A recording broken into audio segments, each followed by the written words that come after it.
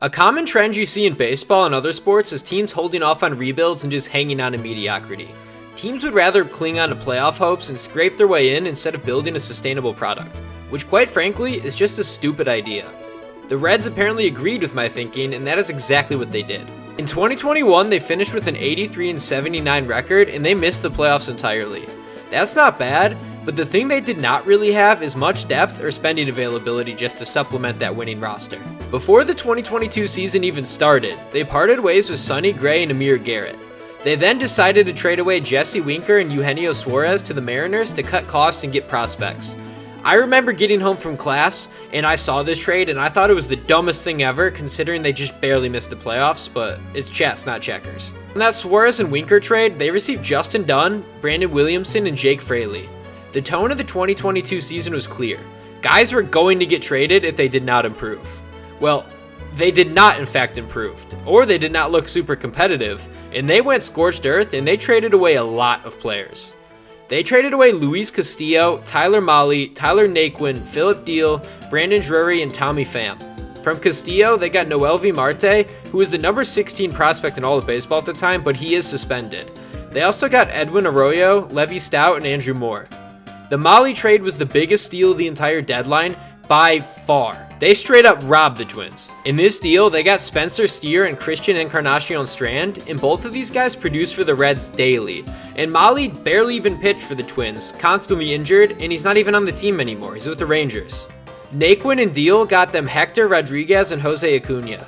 Drury got Victor Acosta, and finally Pham got Nick Northcutt. Oh yeah, and if you thought that was good, it got better. Because they also got Will Benson for Justin Boyd and Steve Hajar in the spring. The Reds went from mid to having a bleak future to having one of the best farm systems, and they were ready to go in the not-so-distant future. I thought it was very important to preface the video with the 2022 trades. This is the reason they are where they are, and it's just quite impressive. It is not always very common for teams to tear down when they have stars of good players, but the Reds took that risk. Kudos to the Reds front office for doing this, because it has them where they are now, and it's just the smart thing to do. Here's the thing about rebuilds. Normally they take a few years to build a winning product, but not for the Reds. They ended the 2022 season with a 62-100 record. So maybe you think it'd get a little better, maybe a little worse, you really don't know. But somehow the Reds went 82-80 and they barely missed the playoffs. I'm talking they were like 3 games out, because the Diamondbacks ended up winning with a few more. Like they were in the race till the absolute end of the season. What they have done is crazy. You don't see a 20-game increase after being sellers. The Reds had the 5th-ranked farm system and called up 16 players to make their major league debuts in 2023 alone.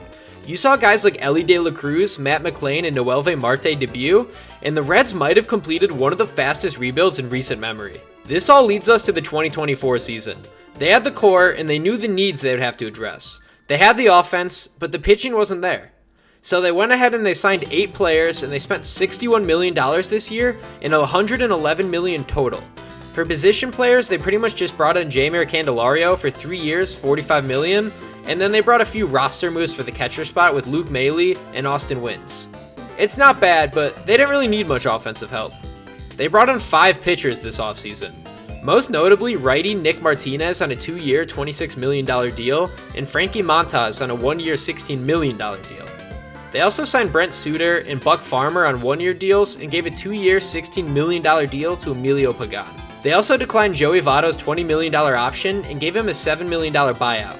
They had a great offseason that addressed the biggest needs, which was pitching. You could already see the results of these moves, because last season they ranked 25 out of 30 in team ERA with 4.83. A year later and today, they are ranked 13th out of 30 teams with an ERA of 3.83.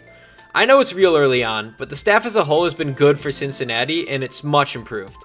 The staff looks great, and has been mainly homegrown besides the addition of Montas and some spot starts by Nick Martinez. Andrew Abbott currently has a 3.27 ERA in 6 starts. Hunter Green has a 3.63 ERA in 6 starts. Graham Ashcraft's working with a 4.4 in 5 starts. Montas has a 4.19 in 5 starts. And Martinez has a 5.48 in 3 starts with some relief appearances. Nick Lodolo, he looks like the ace of this staff because in 4 starts, he has a 1.88 ERA. It's really impressive how a lot of their pitching prospects have worked all the way up. And they still got guys like Rhett Lauder in the system, who shouldn't be too far away, and he looks real good. The bullpen looks solid, but I wouldn't say elite. Closer Alexis Diaz has been solid with a 3.75 ERA, and he's 6 for 7 on save opportunities. Fernando Cruz, he looks elite with a 1.59 in 11 innings. Besides those two, every qualified reliever has a 3 and up ERA. The pen is good enough to win you games, and is definitely improved from last year, but the pitching of the Reds is not their calling card.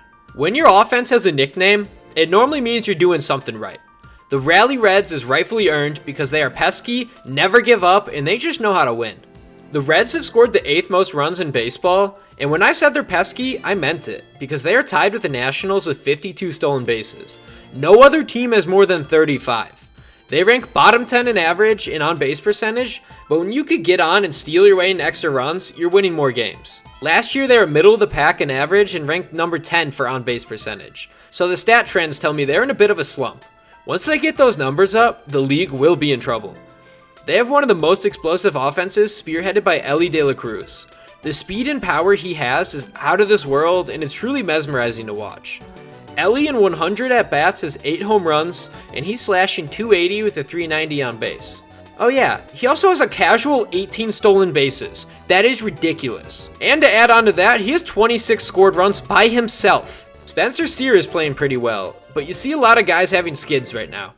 They will improve as the season goes on, but the fact they have slumping players in the 8th most runs in baseball is terrifying. It is only a matter of time until they break out. At the time of this video, they are 16-13 and only 2 games out of first place in the NL Central. That division is super competitive, but I really do expect the Reds to stick in it to the end. I personally think they will be in the playoffs, and I just need to see Elly De La Cruz in the playoffs. That guy is just going to be game-changing. I guarantee he does something crazy. You're going to see it all over every network. I just need it. It's going to be awesome. He's my number 2 I need to see in the playoffs. Obviously, Ohtani's number 1. I really do see the Reds winning the division, and I want to lean towards them. I just think they're just so stacked. But at the bare minimum, I do expect them to get a wild card. They're better than the 82-80 team they had last year, and I definitely do see improvement, and they're going to get a wild card at least. I can almost guarantee they're going to sneak into the playoffs.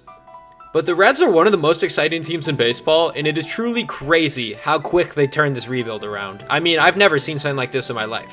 The Rally Reds are on the way. Go ahead and comment your thoughts on the Reds below. Thank you for watching, and make sure to like and subscribe if you enjoyed. I'll see you guys later.